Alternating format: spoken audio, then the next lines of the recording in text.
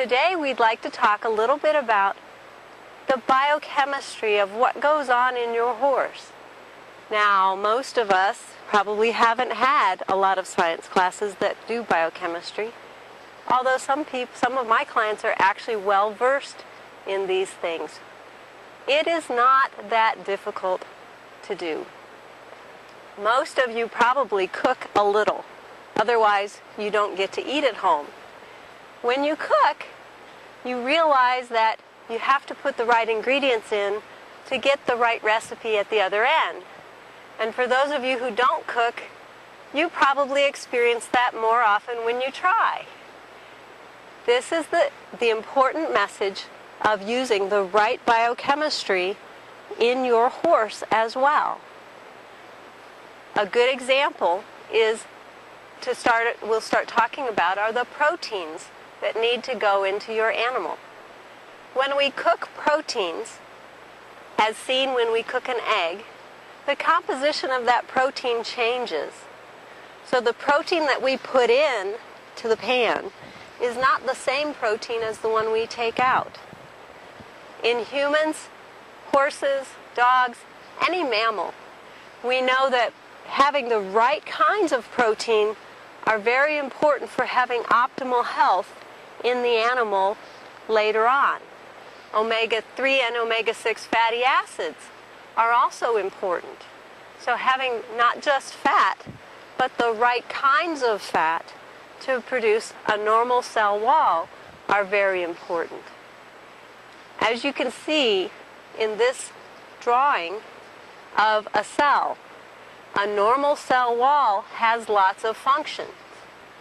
Having the right fatty acids to make it up help that cell wall to do the right thing.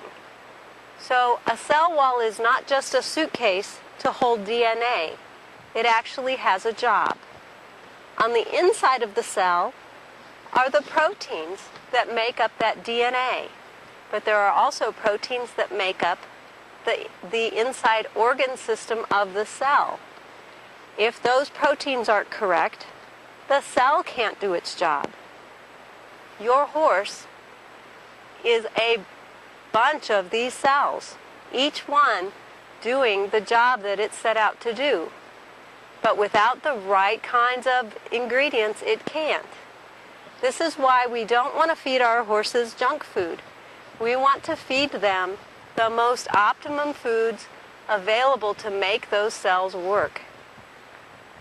Today we're going to talk a little bit about some of the vitamins and minerals and proteins and fats that we put into these animals, along with how that environment has changed over time. In about 50 years ago, you could feed an animal a lot of different things than we're able to feed them now because our environment has changed. Animals are primarily made out of water. Water is a really important element for your horse, and clean, fresh water every day is very, very important for your horse. Using a drinking water hose and filtering the water before it goes into the trough helps to keep other chemicals out of your horse's system, because your horse cannot get rid of chlorine, arsenic, mercury, lead, phytoestrogens, and a number of other chemicals that are now found in drinking water, even in well water. So filtering it before it goes into the horse can save you a lot of time and heartache in trying to get it back out of the horse later. And it's much more cost effective. Some other things to remember about horse nutrition and water is that horses are primarily water weight. So they can be affected by season and by gravity. When we have gravitational changes, we see changes in our animals. That's why we oftentimes see clustered events like founder and laminitis and colic, because as that water weight gain shifts in relationship to gravity, those ailments can come on when they are predisposed in the animal. And by feeding the wrong ingredients, we can predispose them to those things. What we have here are some examples of some of the optimum nutrition for a horse. While this looks like dirt, this is a mixture of canola, rice bran, and linseed meals. It's not organic food, but it's about as close as you can get to the right ratios of amino acids that your horse needs and to the right fatty acids, omega-3s and omega-6s. If we're feeding feeds that are high in grain, like corn, and high in waste products, such as soybean hulls or beet pulp, which is a hull, these are not very nutritional sources. They don't provide the right kind of amino acids for our animals, such as this meal does, and they're not very optimal for building a better cell. When we choose vitamins and minerals to add to our diet, because many times the grasses and hays that our horses eat these days don't have enough vitamins and minerals in them. They're grown too quickly to produce enough vitamins and minerals. You want a vitamin and mineral that is clean and white. We don't want a vitamin or a mineral supplement that is discolored or that's altered by adding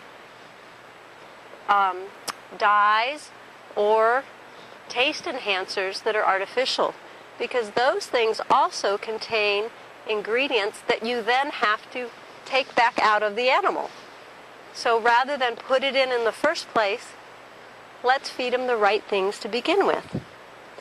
This is a salt block. This is Himalayan salt. It's a very clean salt and a very good option for a salt source for your horse. White salt blocks are another alternative as a choice to feed your horse. But Himalayan salt has some minerals in it, but is a very clean salt. So we don't infuse ingredients that we will later have to take back out of the animal.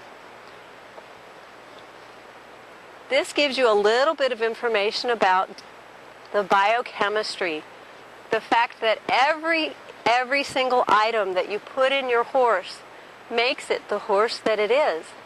And so paying attention to the ingredients and into the ratios is helpful. There are many feed sources out there, some better than others, so be careful what you choose.